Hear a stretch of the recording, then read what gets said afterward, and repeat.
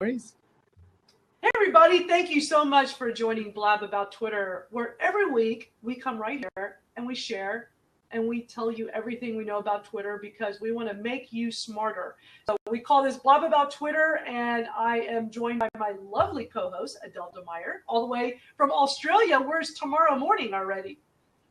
Yeah, it is. Hey, everybody, great to be here. Thanks so much, Madeline. Wow, it's been a long 3 weeks. I missed everybody, and I'm really looking forward to talking about Twitter lists today. So let's get started. Let's get started. I don't see the questions popping up on the left side. I see Gary's got the questions, so and that's a good one And he too. said that. Yeah, that's weird. It didn't pop over, but I have to always remind us that Blab is still in beta because at the top left it still says Blab beta. So sometimes things don't work. So we'll just keep an eye out for the blue Q on the right side here. But yeah, cool. Good question. Number of limits of the list. There used to be a limitation on that where you couldn't have very many lists and you couldn't put that many people. And now several years back they expanded. Do you know the exact number? It's 5,000 people per list that you can add, but I'm not sure about the amount of lists you can have. I have about 120 at this stage. I haven't hit any limits yet. I'm sure there's people that have a lot more, but I know it's 5,000 people per list that you can add. Yeah, it's right. And I'm trying to think how many total. So I think it's 500. I was just looking at that the other day on the Twitter blog. I'm going to see if I can find it real quick. But, yeah, they did make those changes a few years ago. And I thought that was really great because, for those of us that are power users, we don't like having limits. It makes it difficult when there's limits. And so I thought it was really great when they added, let us add way more to it. So, I'm trying to check and see. Gosh, I was just looking at this the other day, and I should have grabbed the link. So if anybody can go find the link on that with the maximum number, since we're not 100% sure off the top of our heads, but it is not. The bottom line is you are not going to go over these limits. I mean, you would have to work really, really hard to do that. So. But that is such a good question. And a lot of these questions may sound very basic. Not everybody knows the answers to these and knows how exactly to utilize Twitter lists and what are the limitations. So, no question is too simple. Don't worry if you feel like it's just too easy of a question that everybody would know. I guarantee you there'll be people here that don't know the answer. So, so be sure to fire away with whatever you have. And thank you for all the people that have just joined in where you're talking about Twitter lists. So, Adele, one of the questions that got brought up to me, Kim Prince, who is here, she asked me a really good question on Twitter about this. She said, why do people put me in lists? Okay. What is your take on that? Because that's actually a really, really good question that people usually don't ask me. Yeah, I get that as well. People actually tweet me like, what is a list? And why did you add me on a list? And a lot of people still do ask that. So obviously, I think we need to explain that there's a difference between public and private lists. So you can set up lists either as public or private. Public obviously means that people will see that you've added them to the list. So choose the name of that list very carefully. Secondly, you can have your private lists when nobody will see when they get added to that. That's great for competitors and people you want to track. Or want to give them a specific name for something, but you obviously don't want them to see that, right? So when people do ask you, hey, why did you add me to a list? Obviously, you've got a reason why you created that list. You can use tools like IFTTT to add people automatically when I use a certain hashtag, right? So I use that for certain events and certain Twitter chats because that's people that have a similar interest to me and I'd like to follow up and just see who hangs out where. So it's a great tool to sort of just find conversations and connect with people.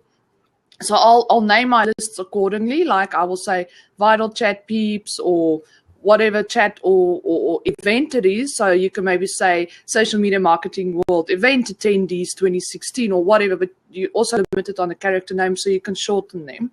And then people can actually sort of already see, Adele added me to the Vital Chat list. Okay, fine. It's obviously people that also take part in Vital Chat. Sometimes it really just answers itself. But if someone does ask you, just tell them, because a lot of people don't understand the feature. So just tell them what it is about. And, oh, I use Twitter lists to connect with people. I use Twitter lists to keep track of people. Whatever your objective is, just make sure they know. And Madeline has disappeared on me. Is it just me? Oh, no. Hello. Everybody's still there. This is so weird. Am I talking to myself? Oh, sure. I thought I was sitting here all by myself. That was really awkward. Everybody was dead quiet. I don't know what happened to Madeline. I'm sure she will reboot and try and join us again. Oh, okay. So I'm not the only one. That was so awkward. Well, it's great to see you all still here. Well, fire away on the questions. I'm sure Madeline will try and join.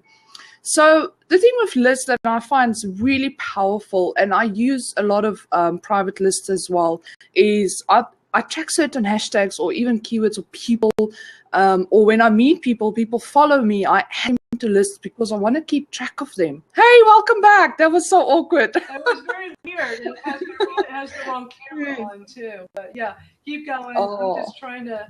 I just like Okay. just stopped. Like it just literally like just I went away. It was weird.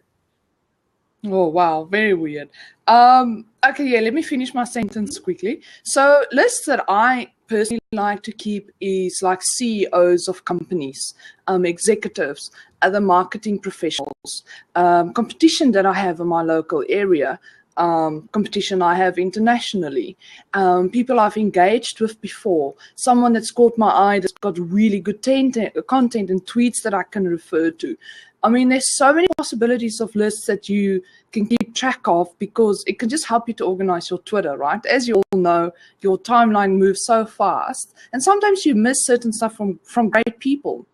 The other reason why I use lists is I set them up in Hootsuite, so I can just pop up, open up my relevant lists in the dashboard and quickly see what the people tweeted about. So I can respond, I can share quickly. It's just really, really a good idea to cut through the noise on Twitter. And that's sort of how I use my lists.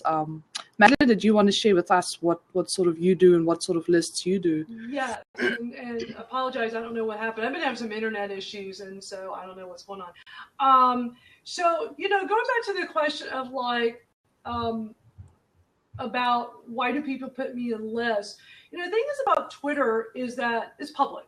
It's a public thing. I can put you in a list, call it anything I want, and there's nothing you can really do about it. It's just unless you block me. So I don't really run into issues where people are just putting me into crazy lists. I mean, if there's something weird, I just ignore it. But the benefit of this is that people like what you were talking about before, Adele, when you were talking about like making a list for people at Social Media Marketing World, and that's such a great example. So when I was prepping for the conference, I did create several different lists. I had one that was just like a generic of like people I knew were going to be at Social Media Marketing World, and it kind of allowed me to keep tabs on them, and it kind of like a reminder, like, hey, I want to be sure to go hang out with these people, and they get a notification letting them know that, hey, I added them to this list. And so it's kind of a feel-good thing. Like, oh, Madeline added me to her Social Media Marketing World list.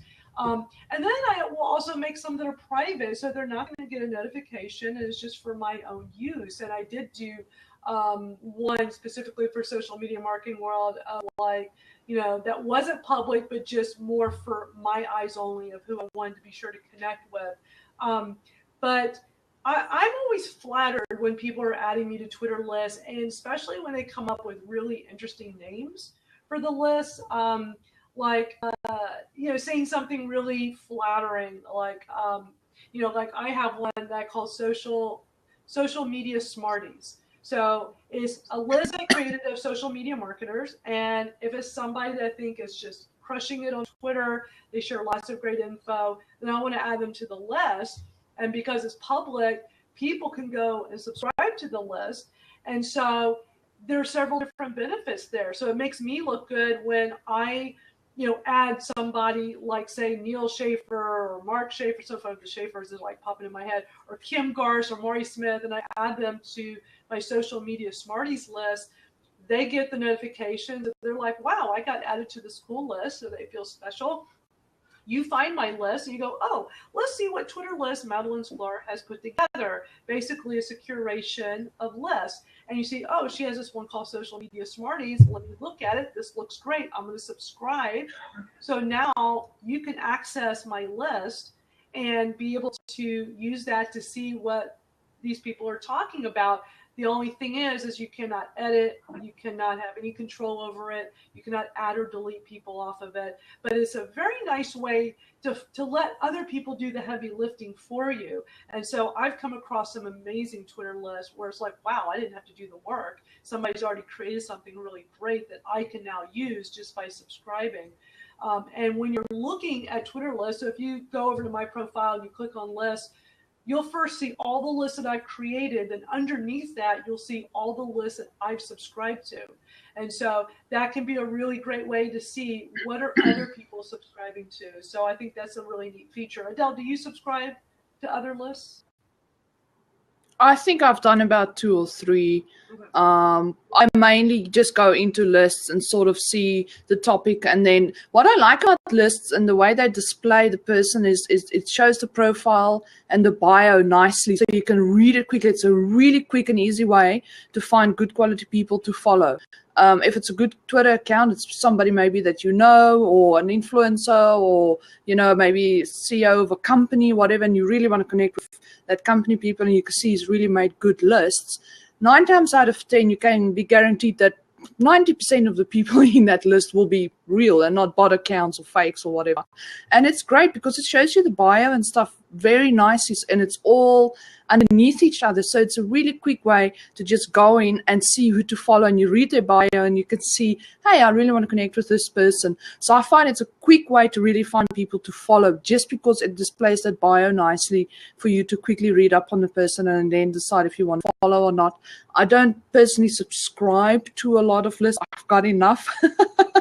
But I do go and look at other lists, especially for certain people in a niche topic or company that I would like to connect with. Well, you're more of a curator, so, you know, it makes sense that you're more about your list, and it's a lot of work curating and putting together a really great list.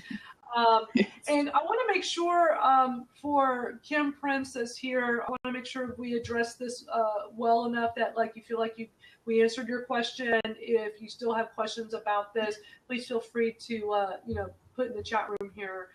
Just want to make sure that we cover all areas of that, because it's a really good question. Because you know people are always adding other people to lists, and I saw that Mem made a really good comment in here, or actually a question. She's like, why would I follow any more individual people if I could add them all to the list and follow the list? And it's such a great point, and is one of the reasons why we are so organized on Twitter, is because you really do not have to follow anybody. You can just put them in lists. Like, if I want to follow celebrities or some big social media marketers, and I know they're not going to follow me back, I don't even bother following them, because that's just my strategy. It doesn't mean that's the right strategy for you. You do what works best for you.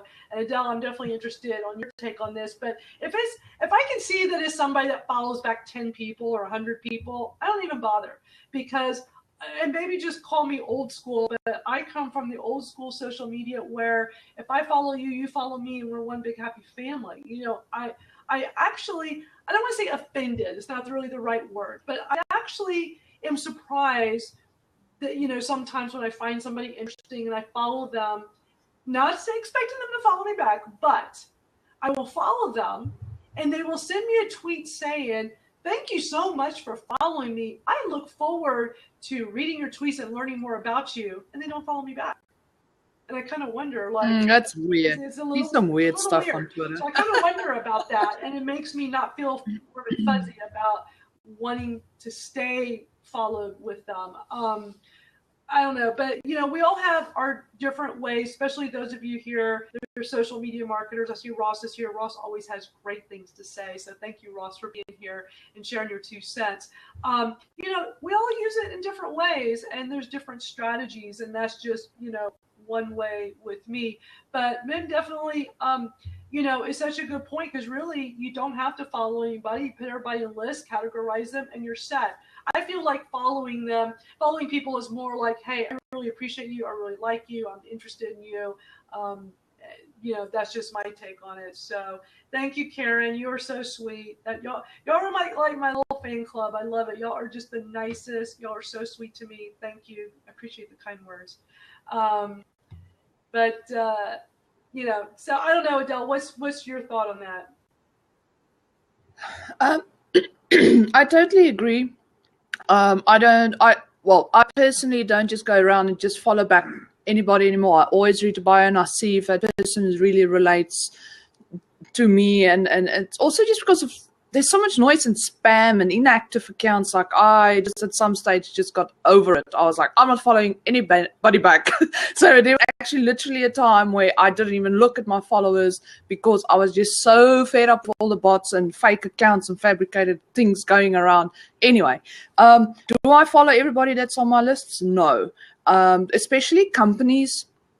Certain, like when I work on projects, maybe for certain clients and stuff, and there's companies and they're really not in my space, like in marketing and social or something I'm interested in, but I still want to see what they're up to or stay in touch or not like forget about them.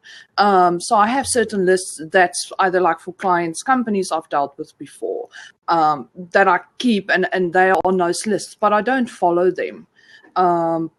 Purely just because they're not an interest to me. It's not my niche. It's not, their content's not going to be relevant to me. But when I do want to maybe just pop in, see what they are up to. Oh, this is someone I worked with a year ago. Oh, let me see how they're going. Are they growing? What are they up to? But yes, I certainly do not follow everybody that's on my lists. But again, it's just personal preference. It's really just depends on what you want to use your lists for and what are you using your Twitter for.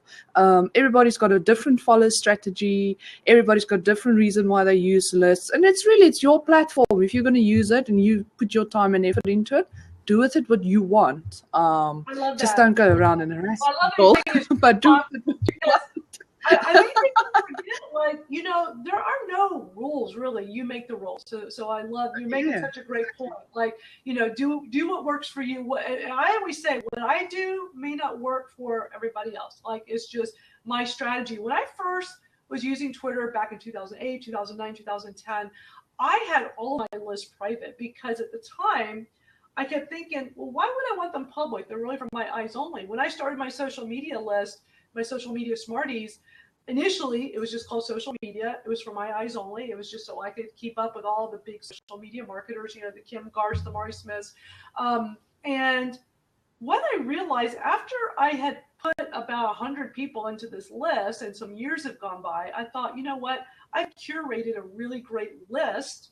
So why don't I make it public? Because the other thing is that if it is private, nobody gets notified. So if you are curating something that's really good, you want it to be public. Now, the people you added, will they get notified if you make it public? No. If you started private and you put people in and you decide, you know what, I'm going to make it public, and you go flip the switch, nobody gets notified. They get notified starting now when you make it public and you start adding people at that time. Now, some people say, well, wait a minute, but I want all these cool people to know I put them in this list. Well, you could just go create another list, kind of mirror it, and then just go and follow all those people, go add them into this new list and make it public. But you definitely want to have a cool, catchy name. When mine was originally social media, that was fine because it was private and I knew what it was. When I made it public, I thought, well, social media is boring and generic. Everybody is going to have a list called social media. So why don't I make mine just a little bit different?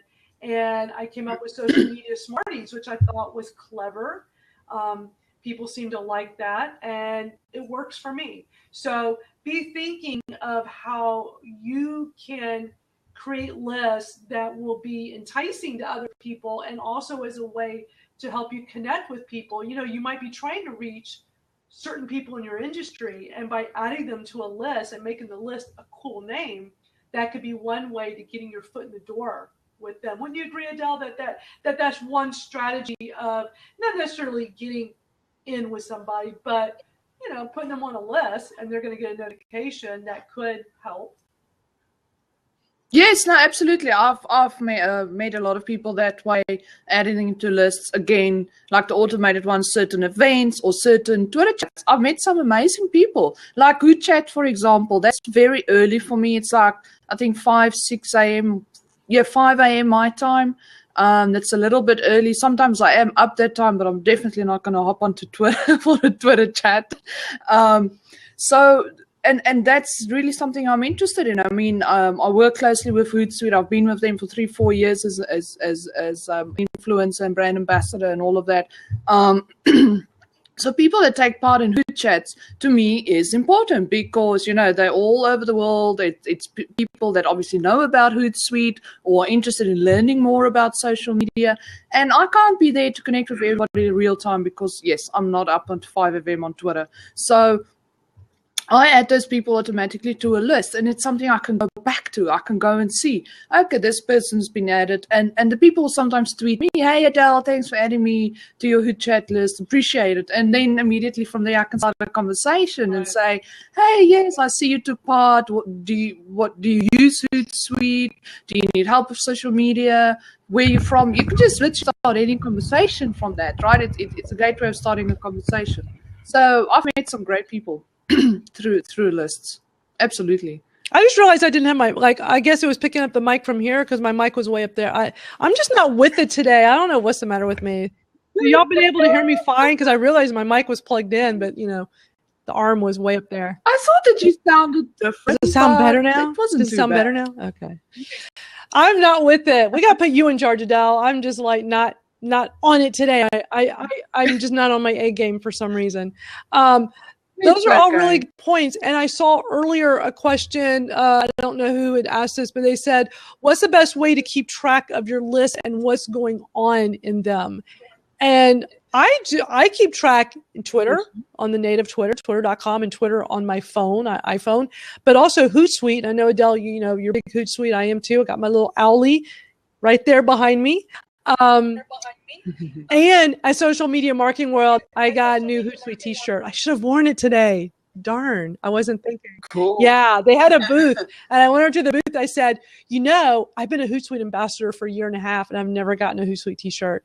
And they're like, oh, let's get you one. So they gave me one. So yeah, I feel special now. Cool. Yeah, they're really good team. Also, another company that's really social, all about community. Really cool. And Hootsuite is really, really a cool tool. I've tried so many different ones. I still do. I still find myself signing up to different. I'd like to test different tools. I'm a tool freak. But Hootsuite, it just keeps coming back to being the best all-round tool, really, and especially with Twitter. I mean, it's the lists that you can add and organize. It's the monitoring that you can do. It's the responding that you can do. It's all this is the thing about Hootsuite that I really love, is the third-party tools that you can plug into Hootsuite. So as you know, there's, I think, over 300-400 tools just for Twitter alone that do different stuff. So analytics, you name it. So a lot of those tools actually are connected to Hootsuite. So you can actually sign up with that account, open up your Hootsuite, and then sign in with that third-party tool, and you can actually get some basic functionality within your Hootsuite from that tool, which is fabulous. So you literally just open up your dashboard, and you could just hop from one thing to the other, and it's all there ready to use. And I think that's really what sets Hootsuite apart. I mean, Buffer is fantastic. All these other tools are fantastic, but none of them offer the ability to plug into the third-party tools where it's literally all in one platform and you open it up and use it. And that's a very important thing, especially for entrepreneurs and small business owners as well. We get overwhelmed. There's so many tools. You got to sign into 10 million things a day, and you really get overwhelmed. And that's why I say to people, plug into Hootsuite. If you can't use it like a pro, that's fine. But just set up your basic streams, set up your basic lists, plug in your third-party tools that you're using. I mean, you could even connect Gmail in Hootsuite. I mean, how cool is that? And it really just helps you to organize yourself better. Yeah, it's a cool tool. It really is. And that was not a paid promotion. It's really just a cool Hootsuite tool. did not pay for this. I No. love it for viewing my list. You know, when I want to go and see what's being talked about, I like having my streams in there, and I always show when I'm teaching, doing my Twitter courses, I show like, here's my page, here are the different streams, here are the different Twitter lists I follow, and I'll actually literally walk my students through and show, here's when we go to twitter.com, here's how we look at a list one at a time, and it's slow.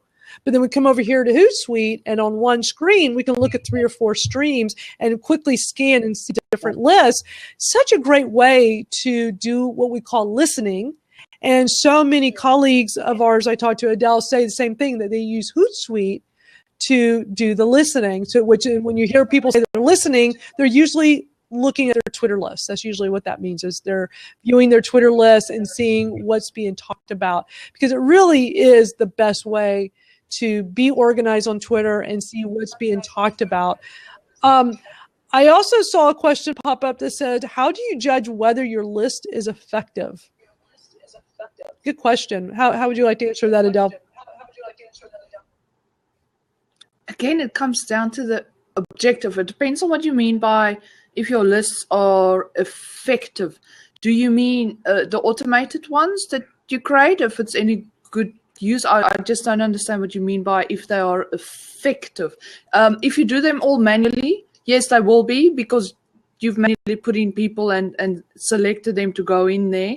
The automated ones, sometimes they can be a little bit yucky, because they will pick up some bad accounts that uses the same hashtag. Like sometimes certain hashtags get a bit spammed on Twitter, and obviously the automated list builders will still pick it up because they're using the same hashtag. So I've become a little bit cleaning up my lists, but you will have to keep an eye on it, to just manually sit and just remove the little baddies that's popped in there in between, because obviously it brings down, you know, the quality of your list and the content you're going to see in your feed.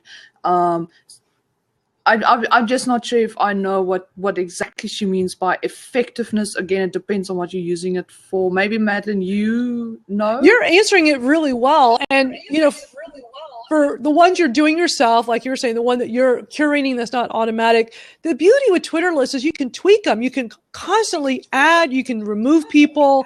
You have the ability to have a lot of control. So I feel like that you can be watching and seeing very, like, let's say you're doing one for social media marketing world. We'll use it as the example. And I'm getting a lot of feedback, Adele.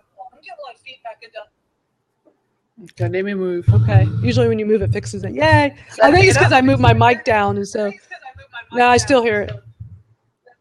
Yeah, Karen says it's an echo too. Yeah, that's better. That's whatever you did. That's better.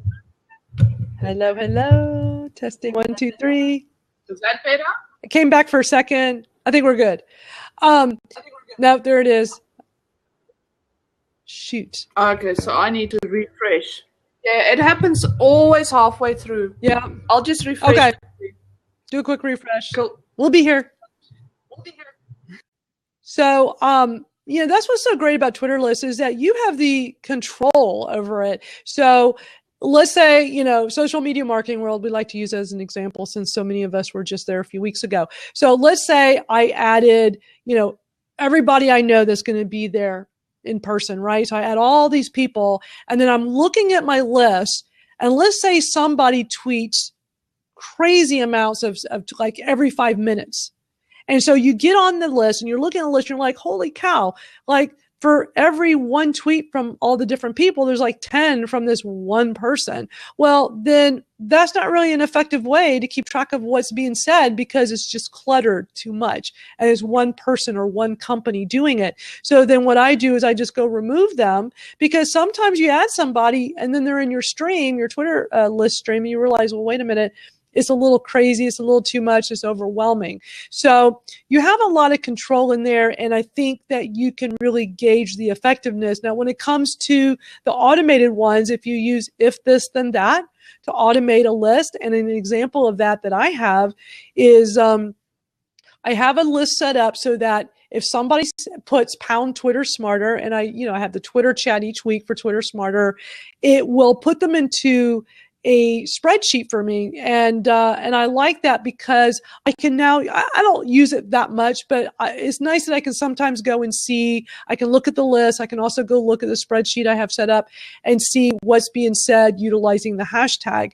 If it was something I was using a lot, like really looking at it every day, an automated list is not always the best kind of list. Usually there's different reasons for having that.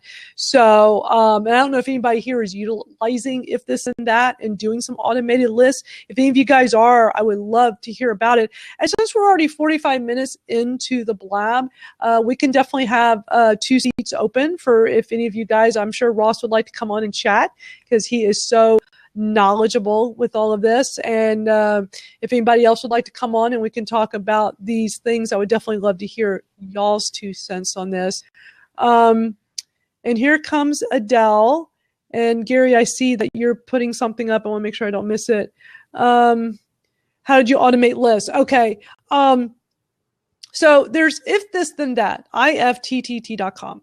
So If This Then That allows you to automate just about anything in your life. It's a pretty amazing tool. I mean, you can set it to email you or text you if it's about to snow outside, or to tell you in the morning what the weather is. Like all these different applications that you say, if this happens, then that happens.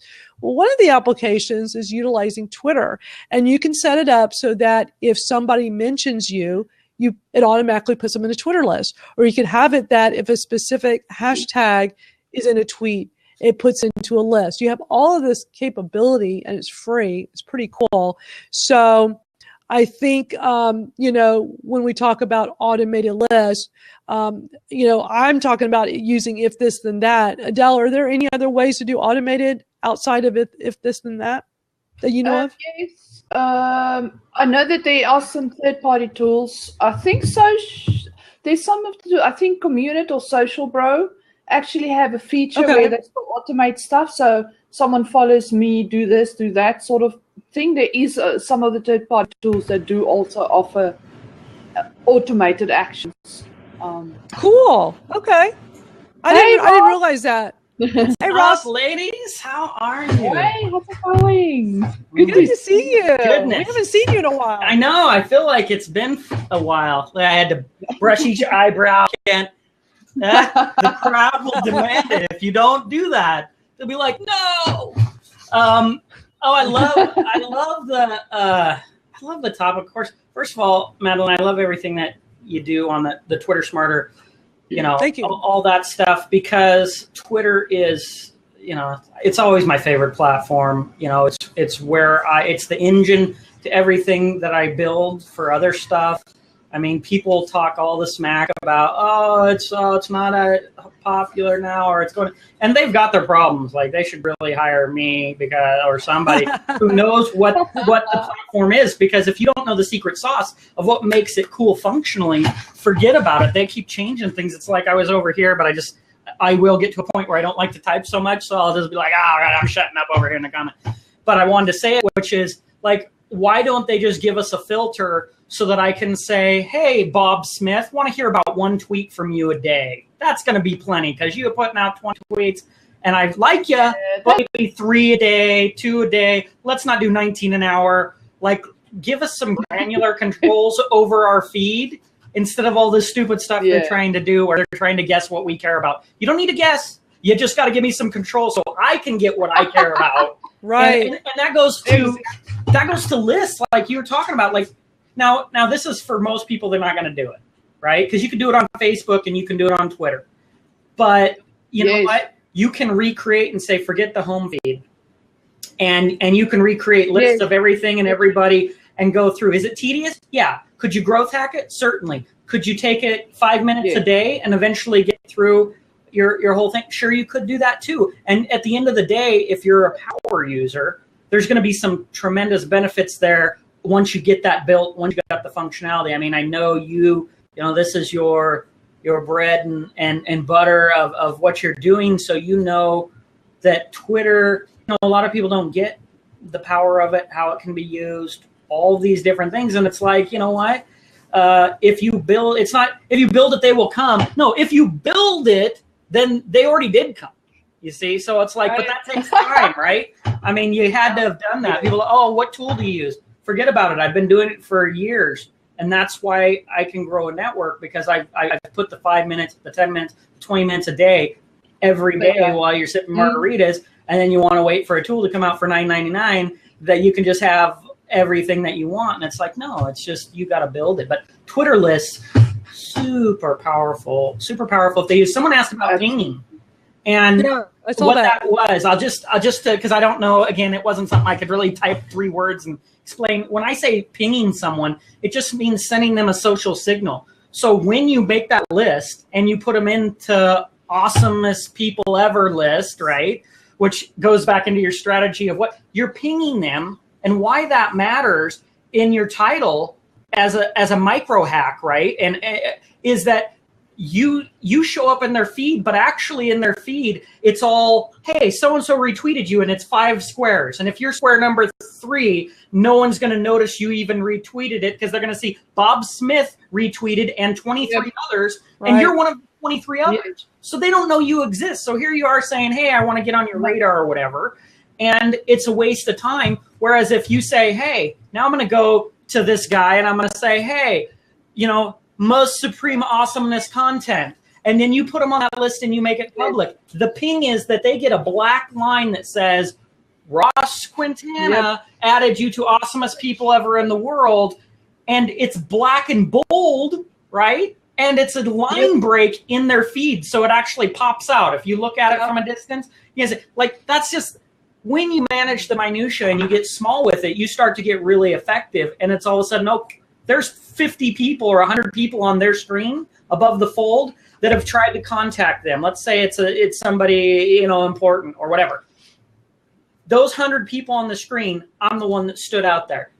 It's a numbers game in that sense too. Even relationships, not in a negative sense, but actually in a positive sense, and saying that you're one of 100 people who've said, hey Gary V, or hey so and so, right? Whoever you're trying to connect to or you want to reach out to, they're getting it all day long. If you don't find a way to do that, if you want to ping somebody, which is what I call just making a social signal, let them know, hey, I'm thinking of you. Hey, I heart your content. Really, what's that do? Nobody's going to my heart list and going, oh my gosh, I got to know what he hearted. Nobody cares. What it does is it says, hey, Ross Quintana liked such and such. So I'm literally telling that person who owns that feed, hey, I'm engaging with your content. I appreciate what you shared. I'm here.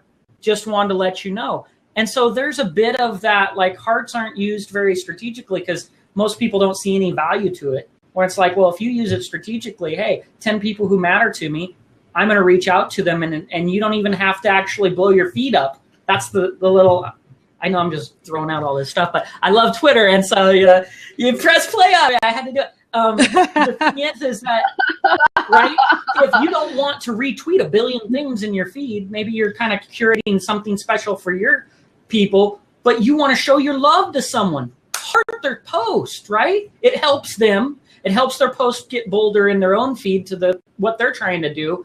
And it shows your love without changing your curated thing. So hearts, man. Hearts under you. Yeah, I must be honest. People has gotten my attention before by just adding me to a list. Like, you know, I would miss a retweet or a heart or whatever. You just really don't see all that stuff. But they've added me on lists, and they've gotten really creative. Like, awesome Adele's list in the world, and so, you know, stuff with my name. How can you ignore that? You go, okay, interesting, because it stands out exactly what you just said. And they caught my attention by doing that. Otherwise, I probably would have sort of missed it, because you just really can't catch everything. So you can really get creative. Like you said, it just depends on who you want to connect with. You know, do something with their name. I mean, do something like, hey, I wonder if Gary V will notice this or whatever. Just like get creative with your list. It can really, really catch the attention of someone and stand out. And they'll go, hey, that's different. That's new. I want to know who's this guy. Yeah, it doesn't matter with the list, right? That's a great point that you just brought up, which is not only can you put them on a list that's topically cool, but actually you can get narrowed down to a singular person and say why Ross is the awesomest, right? And you add me to that list. The only thing that matters, right? Yeah. It's not that I'm curating content or that there's other Rosses, even though I don't know if Ross Brand is in here. There's not that many Rosses. So you don't have to just think that way. You got to get creative, because these things, like, people think, okay, well, is that work or does that matter? Maybe it does. Maybe that one person you're really trying to connect to, they could change your life. You could collaborate with them on something. You could do something and especially for people as you trying to go kind of further up, people who aren't going to reply to you that much. You don't expect you're going to reach out to, somebody with 300, 400,000 followers and even some Barack Obama. Yeah, they're going to Justin Bieber.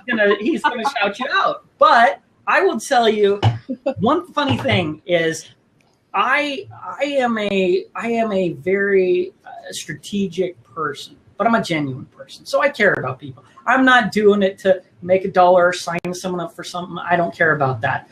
But I will do things very smart. And the difference is when it comes to networking, and I got a good network. I mean, I went out to do it. It wasn't an accident.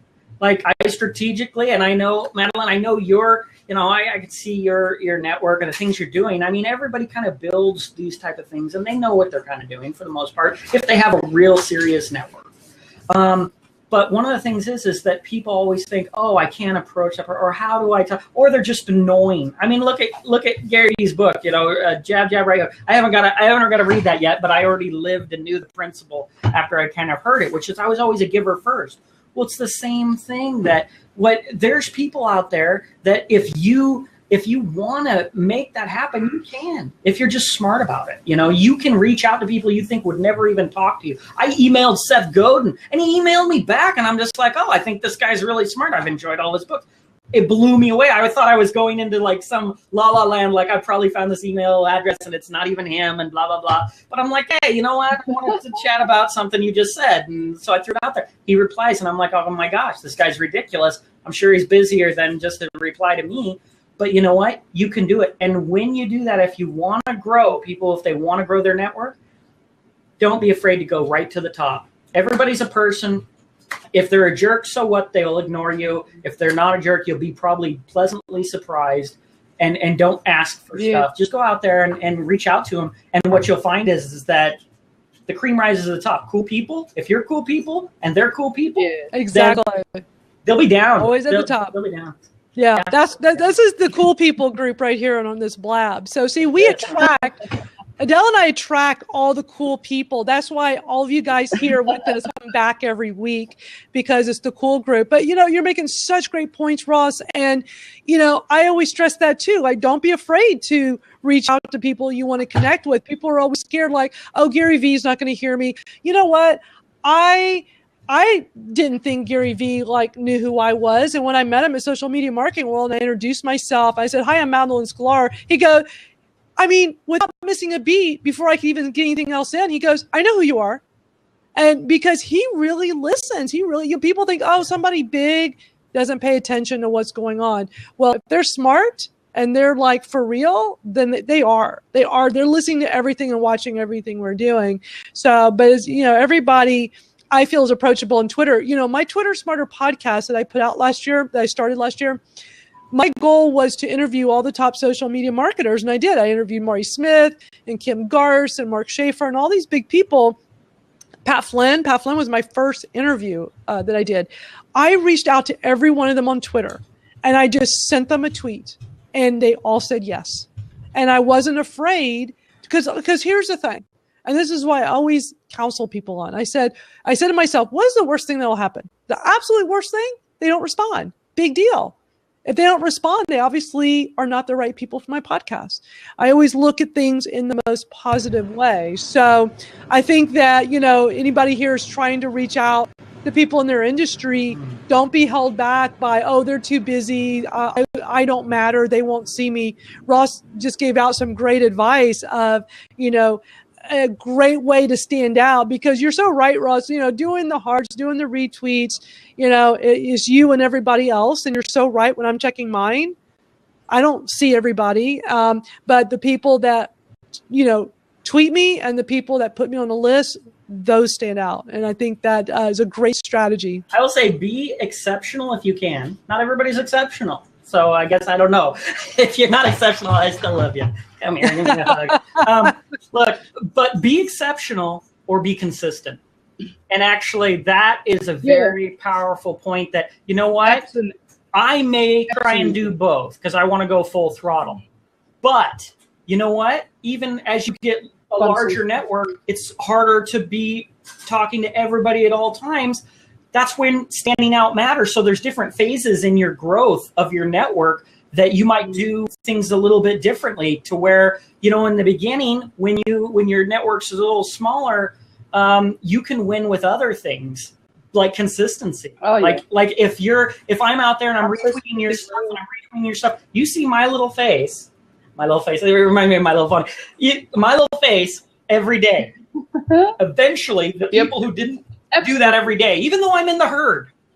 If I'm in the herd and I'm consistently in your view more than everyone else in the herd because they took the day off and they went to the skiing and they went to you know what? But I didn't. I was there giving love, adding value, showing my appreciation every single day. Then guess what? That's going to be on the radar. That's how I grew as well. Absolutely. And Ross, fantastic point. Sorry, Madeline. I just want to say fantastic point there. A lot of people ask me, hey, you connected with, you know, so many influencers and you became sort of influential yourself. You're working with so many cool brands. Wow, how do you do this? And literally it's consistency.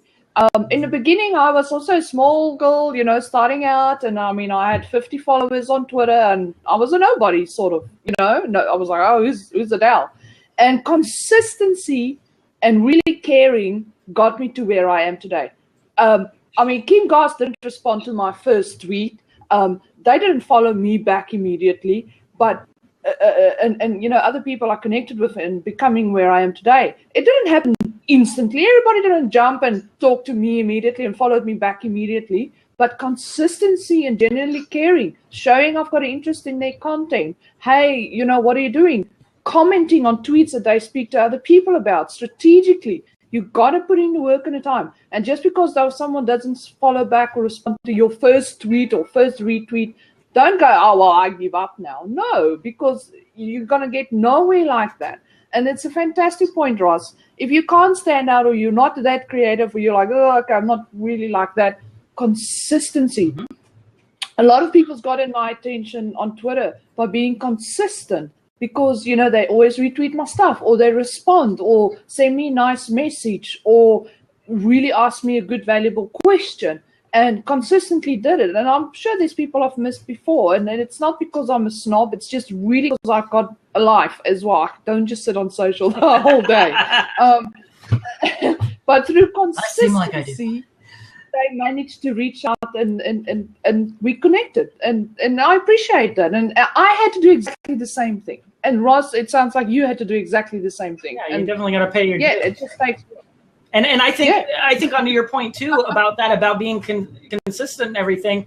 You know what? Just like you said, sometimes you reach out to people and it's like you expect, you know, what they're going to do fireworks for you. I mean, it's what I call kind of the power dynamics. I was trying to decide if I was going to write, you know, my brand is social media. So I was going to, okay, if I'm going to write a book, should I do one a self-titled one? Because then people will kind of think that makes sense. But I was going to do one about the dynamics of growing networks. And the thing is that's it. There's a different dynamic when you have 40 followers and you're trying to get on the radar of a guy with 50,000 followers. And it changes when you have 5,000 followers and 10,000 followers. And then it changes when you have 50,000 and they have 10,000. And all these things in a way can also, it affects the way you can connect and your relationship. And that matters because just like your feed, right? Everyone's trying to be relevant. So it's like, oh, right? How many websites do they have like, oh, well, for $50, we'll highlight you in yellow, right? Your listing will show up on the top. You'll be the sponsored result, right? The whole world of digital works this way. It's about saying, how can I stand out? Because there's only so much attention. And I know whatever it is that I'm trying to do or sell or say, if I want it to be first in line, then I have to make that happen. Well, it's the same way when you're doing this. There's a dynamic to that, and it changes based on where you are and where they are. And I've always said that You should add value. If you have 50 followers or 100 followers and you're trying to get on the radar of someone with 1,000 followers, then you better do 10 actions, right? If you're going to retweet them 10 times, because that's 1,000. That's equal to 1 retweet from them, right? If you just want to look at the core for the logical people, right, of how those networks are grown, don't think that you're going to go up to someone with 100,000 followers and give them 1 tweet to 75 people and they should just stop what they're doing, put down their work, rush over and say, how can I help you? Because you want to, you know what I mean? The relationship's not equal. You want their help. A lot of times people who are greedy even and want people's help, I mean, I usually don't ask for stuff, almost to a fault. I try and give help. But the thing is that if you're going to go ask for something, give that value up front and do it in proportion. You know, you don't have 100,000 followers, then, you know, what did you do? Did you go to their blog? You read it. You left comments on 5 of their blogs. You shared their blog. You ordered their system, whatever they're ordering, whatever. You tweet them out, you know, every day for a month. Now you're showing value, because all value is not the same, you know. Very good points. Yeah. And you know, Absolutely love it all. yeah, Absolutely. And when you were It's talking good about advice. when you're talking about consistency, that's always one of my favorites to talk about, because, you know, if you want to get seen and heard, be consistent with where you are on there. Like Twitter chats, if you go to Twitter chats, like you guys come here on the Blab every week, which is awesome. You go find Twitter chats that resonate with you. If you're there every single week, you'll see the difference just by that consistency and the connections you make. Adele and I met on Media Chat, and I used to go to Media Chat every week, and I would meet amazing people every single week because I showed up. So I just had to throw that out there because I love talking about consistency. It's one of my favorite things because it's so incredibly important to do. Oh, yeah, absolutely. Sorry, I'm just responding here to Gary. I see he has to go at the top of the hour. No worries, Gary. Oh, wow, we went got it over. here. I didn't even We'll keep an eye realize. on it. Crushing Yeah. it in the comments over Yeah, there. the time flies. Yeah, it does fly. This has been a really good chat, and I love how we Like the kind of Pooh Bear. shifted. He's going with the Pooh Bear outro on that one. TTFN. I would even do some kind of Pooh Bear thing, but I have no idea what that would look like. So I'm going to refrain from. Something in my head told me, like, pretend you're getting honey and all that. And I thought, I'm pretty sure this is going to fail, so I don't know what Pooh Bear sounds like. Well, A quick before everybody, question while I've got you. well, real quick, before everybody leaves, I'm going to put the link for next week. If anybody's leaving right now, Right. click on the link real quick and subscribe for next week's, so that way you don't miss us, although I know you guys are so good and you'll be here regardless, but feel free to subscribe. Okay, sorry, Adele, go back to what you were saying. Yeah, I just quickly, while we've got Ross here, because he's got such a great opinion, so I'm just talking softly. I've got someone else in a meeting next to me. When it comes through finding clients and finding work and connecting with people for that reason, Ross, what's your opinion on that? Because I do get this question a lot from people, like, yeah, okay, I get how to connect with influencers or celebs or whatever, how to stand out. But how do I find work or clients or potential people that I can approach for work? I would love to quickly just hear your opinion on that. Yeah, that is anybody who knows Twitter knows that's the high bar. That's the ring, right? We all get clients, and some of them with ridiculous expectations, right? Think that, oh, well, you've got 100 followers. Well, why didn't I get 100 sales? And it's like, dude, it does not work like that, and it will never work like that. So don't think that's what this is. But on the other hand, I always set the expectation right going in, because people will come at you with this kind of, oh, social is just going to be a drown of sales and all this. Well, but what I will say is when it's done right, you can start to extract sales and clients out of it. And that is it is art. That's the best way to explain it. I can hand you paint, 4 or 5 colors and a brush. What you do and what an artist does is entirely different. They make something that looks real and amazing. I might make something that's not as amazing. So when you get on social and you want to get a client or make a sale, understand first that that's not 90% of what you're going to get out of social. So if you get your expectations right, you're going to have less headaches. But that being said, if I do things, I'm data driven, and I try and do things smart and in layers. And if you build the right layers and you build it smart from your curation to your branding to what all this stuff is doing with that prospect. Who are you targeting? Targeting is the big one. If you're talking to people, most people, the big problem they have on social media with sales and clients is that their targeting is still not narrow enough. They think, well, I'm talking to people in Austin, so what? You know what, if you open the door and you screamed out to everybody there, they, like I've already said, they've got Google. If they wanted a painter in Austin, they already could get that. That's not good enough. You have to find the right people who are in need of their houses getting painted. The smaller you get, the more narrow you get, and the more compelling your message becomes to those people. That's when you can start to convert. And you could do that by building authority in the space and incubating your leads. So if you're looking for people, and I'm blogging about home improvement, right? I build a whole ecosystem around these things. It's so funny because I only recently started working with a digital agency, right? And I hadn't done that before. And I just built all this stuff for myself. And at the time, I didn't know that what I was doing, is it really great, or is it the same as everyone else, or is it different than everyone else? And then the more I got involved in the business, the more I realized, oh, what I'm doing is maybe a lot different than how other people are doing it. And part of that targeting and building that ecosystem and growing your authority and looking for the things that are one step off. Oh, you want a client, right? Great example. When I was building my social media or my regular account, right? I was like, okay, well, the problem is all these people are social media people and marketing people, and they don't need my services. They're in the business. So I'm like, that's really awesome. I have this massive network. And actually, I created another account that was just for small businesses, because that would be my target client. And that was for small business tips, because I thought all I got to know is who I want to talk to, build content that's authoritative in that area so I become their source. And then guess who's the only advertisement in that stream?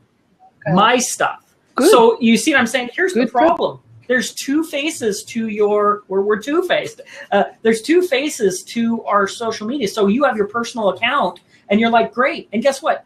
All your smarts is really awesome to the people in the business, but they're not your prospects. And so that's really a difficult line. But then if you make it all people who don't really care about your smarts, other than because they don't know enough to know how awesome you are, then you have a problem there too. So you got the small business owners over here and you got the social media people over here.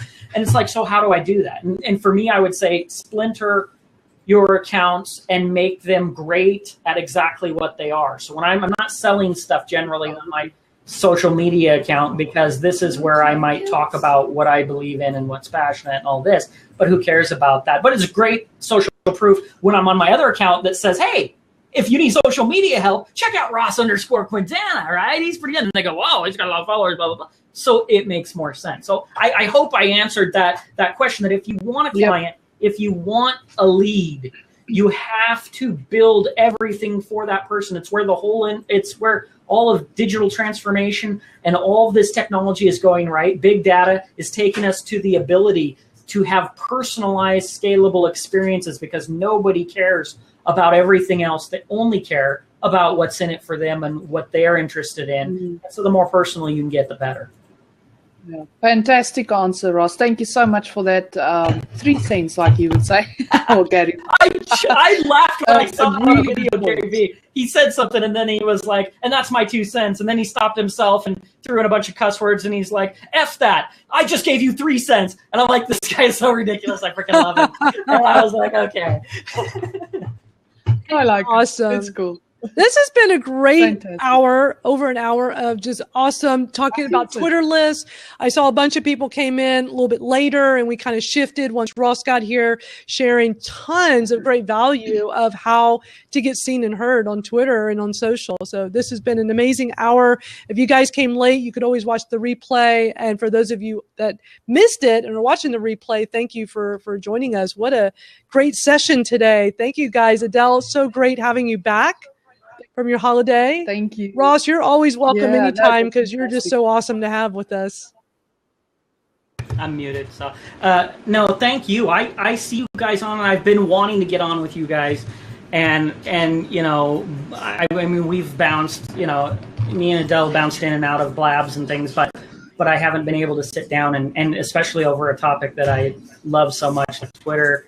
to me, I appreciate you guys just, putting up with me and letting me come in and share some of the stuff too with you guys, because it's awesome. Insights. Thank you so much. Yeah, when you crush it and you figure it out, like so many people don't get Twitter that it, like, if they did, it would kind of blow them away. It would change all their other social media, digital stuff once they start to get it. So what you're doing with Twitter Smarter and everything, like, it's super awesome. Yeah, awesome. Dr. Corey, we're not taking any more calls right now because we're wrapping up, but thank you. Ross, I definitely want to have you on my Twitter Smarter chat, so I'll DM you and we'll make some arrangements. Cool. Awesome. Well, thank you guys so much. Fantastic. I love our time together here each week. And for those of you that are just joining us, we do this every single Tuesday. I'm going to put the link in here. You can go and subscribe for next week's chat, and we hope to see you there. And until then, keep sending us questions because we want to help answer them and make you guys really awesome on Twitter. So take care. Ciao, everyone. We'll Keep well. see you guys. See you guys. Thank you so much. Doodles. Bye, Ross. Bye, Adele.